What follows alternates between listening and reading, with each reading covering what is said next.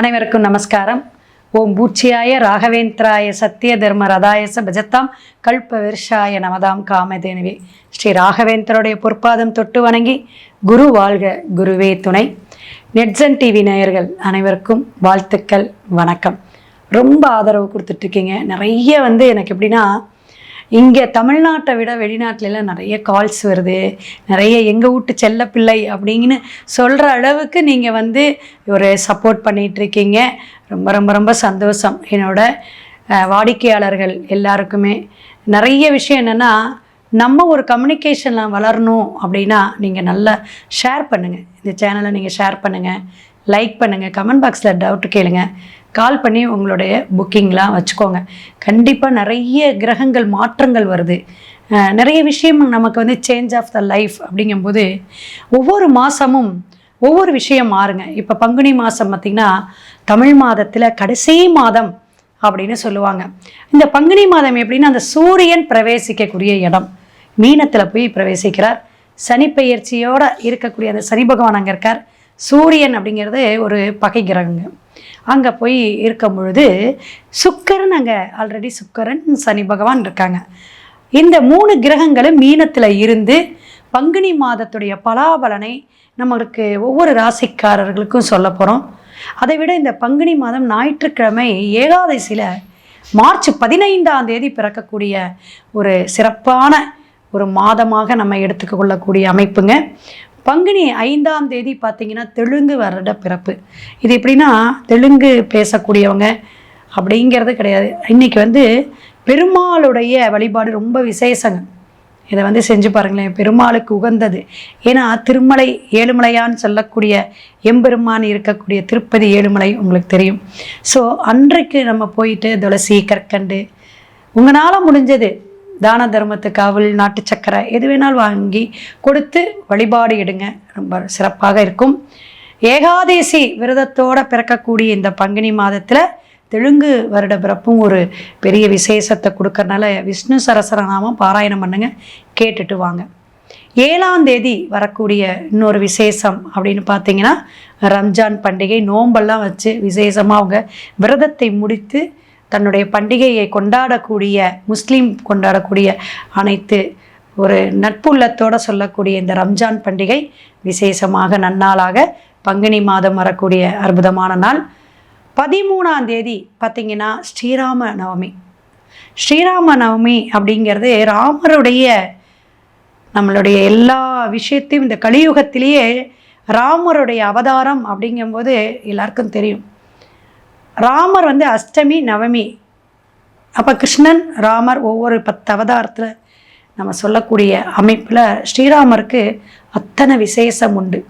அதனால தான் பௌர்ணமியில் கூட நம்ம கஷ்டத்தெல்லாம் நீக்கணும் அப்படின்னு நமக்கு ஒரு தேவை வேணும், நம்மளுடைய பொருளாதாரம் ரொம்ப நெருக்கடியில் இருக்குது அப்படின்னா அந்த பௌர்ணமி இரவு எடுக்கக்கூடிய பூஜை அவ்வளோ விசேஷம்.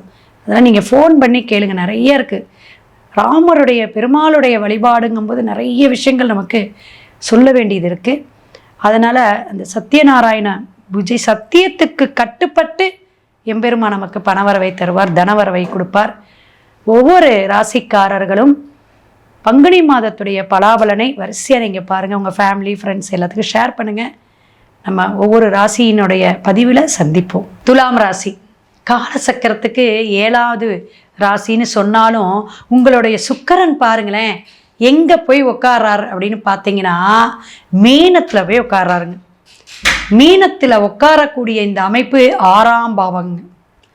அப்போ நமக்கு 6ல் உட்காரும் பொழுது என்னென்ன பிரச்சனைகள் வரும்னா, சூரியன், சுக்கிரன், சனி பகவான். பங்குனி மாதம் தமிழ் மாதத்துடைய எப்பயுமே உங்களுக்கு நிறைய ஆசைகள் இருக்கும், வெளியே காட்டிக்க மாட்டீங்க. நிறைய நம்ம சாப்பிடணும்னு நினைப்பீங்க. அன்றைக்கி தான் ஏதாவது ஒரு வேலை அதை அப்படியே 1:30க்காவது இன்றைக்கி சாப்பிட்றலாமே, 1 மணிக்கு நான் சாப்பிட்றலாம், அது ஸ்பெஷலாக எங்கள் அம்மா செஞ்சு கொடுத்துருக்காங்க, எங்கள் ஒய்ஃபு இன்றைக்கி என்னென்னமோ வச்சு கொடுத்துருக்கா அப்படின்னு ஆஃபீஸில் அப்படியே அந்த கேரியில் பார்த்துக்கிட்டே வேலை செய்வீங்க. ஆனால் அன்றைக்கின்னு ஏதாவது ஒரு வேலை வந்துடும், அல்லது உங்களுக்கு ஏதாவது ஒரு பலு அல்லது ஏதாவது ஒரு தடை வந்துடும். உடனே நாங்கள் 3:30 ஆயிடுச்சு அப்படின்னு ஒரு சலுப்போட இந்த உணவை கூடயே நம்ம எடுத்துக்க நமக்கு பிரச்சனை பண்ணுங்க மேடம் கிரகங்கள். ஆமாம், ஒரு சந்திரன் பார்த்திங்கன்னா 2.5 நாள் 2.25 நாள் அப்படியே பயணிச்சு போவார். அதை வச்சு தானே நம்ம சந்திராஷ்டமம்லாம் சொல்கிறோம். அப்படி நம்ம ஒவ்வொரு கிரகமும் கோச்சாரமாக இந்த காலசர்ப தோஷத்தில் வந்து மாட்டுதுங்கிற பற்றியா. அப்போ அந்த கிரகங்கள் மாதம் மாதம் பஞ்சாங்கத்தில் பார்த்தீங்கன்னா கட்டத்துக்குள்ளே இருக்கும். சூரியன் மாதம் மாறும்போது தமிழ் மாதம் பிறக்கும் அப்படிங்கிறத சொல்கிறோம். அப்படி நம்ம மாற்றத்தை கொடுக்கும் பொழுது நம்மளுடைய ஜனன ஜாத கிரகம் எப்படி இருக்குன்னு பார்த்துக்கணும். அப்போ அந்த கிரக சேர்க்கையோட இந்த 3 கிரகம், இப்போ மீனத்தில் 3 கிரகம், கும்பத்தில் 3 கிரகம்னு வச்சுக்கோங்க, நினச்சி பாருங்க. அப்போ உங்களுக்கு 5ஆம் இடத்துலேயே 6ஆம் இடத்துலேயே கிரகங்கள் 6 கிரகங்கள் இருக்குது. பங்குனி மாதம் தமிழ் மாதம். என்ன மேடம் பயமாக இருக்குது? என்னங்க, வம்பு வழக்கு கோர்ட்டு கேஸு பணம் கொடுக்கல் வாங்கல் எல்லாம் பிரச்சனைகளை கொடுத்து சரி பண்ணும். எப்படிங்க, ஒரு பணம் கொடுத்துட்டேங்க, 4.5 லட்சம் கேட்டாங்க, கொடுத்துட்டேன், ரொம்ப தெரிஞ்சவர் தான், ஆனால் 5 ரூபா வட்டி வாங்கிடுவேங்க, 2 ரூபா வட்டி வாங்கிடுவேங்க. சும்மாலாம் கொடுக்க முடியுமாங்க இந்த காலகட்டத்தில்? எனக்கு 2 காசு வர வேண்டாமா? அந்த நம்பிக்கை இல்லாத தனம் இருந்தாலும் அதை எடை போட்டு, ஏன்னா அந்த கிரகம் அப்படி வேலை செய்யும். நானா சொன்னேன் அது போன மாதம் அப்படிங்கிற மாதிரி நீங்கள் உங்களுடைய பேச்சில் வந்து ஒரு வியாபார நோக்கம், வருமானம் இந்த மாதம் வருமா அப்படிங்கிற அந்த எதிர்பார்ப்பு உங்களுக்கு துலா ராசிக்கு இருந்துக்கிட்டே இருக்கும். எடுத்த காரியமெல்லாம் ஜெயமாகுமா அப்படின்னா ஏன் அப்படின்னு கேட்டிங்கன்னா, உங்களுக்கு ராகுவும் புதனும் எங்கே இருக்குன்னு பார்க்கணும். ராகுவும் புதனும் எங்கே இருக்குது? 5ஆம் இடத்துல, பூர்வ புண்ணியம்னு சொல்லக்கூடிய இடத்துல இருக்குது. அப்போ இந்த பூர்வ புண்ணியத்தில் என்னென்ன பிரச்சனைகள் வரும்? டாக்குமெண்ட் பிரச்சனை, பூர்வீக சொத்துல டாக்குமெண்ட்டு பிரச்சனை, அலைச்சல், இந்த ஆகும் கையெழுத்து, அந்த ஆகும், இந்த மாதம் நம்ம சொத்தை பிரிச்சிடலாம், அடுத்த மாதம் சொத்தை இந்த மாதமும் பிரிக்க முடியாது, கஷ்டப்படணும், அலைச்சலை கொடுக்கும், பல சந்தேகங்களை கொடுக்கும். பேப்பரு கையெழுத்து போடும்போது ஜாயின்ட் கையெழுத்து, பேங்க் பாஸ்புக்கெல்லாம் நீங்கள் ஓப்பனே பண்ணிடக்கூடாது. அது பெரிய விஷயத்தை மாற்றத்தை கொடுத்துரும். இல்லாட்டி பணம் சேராது. எப்படிங்க? பணமே சேராது. அது முக்கியம் இல்லைங்க. அப்போ ஒரு லாபத்தை குறைக்கக்கூடிய காலகட்டம்.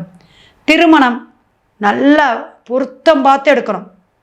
நல்லா, ஏன்னா செவ்வாயெல்லாம் சில கிரக சேர்க்கை பார்வையில் நிற்கிது. அப்போ என்ன ஆகுங்க? பொருத்தம் பார்த்து எடுக்கணும்.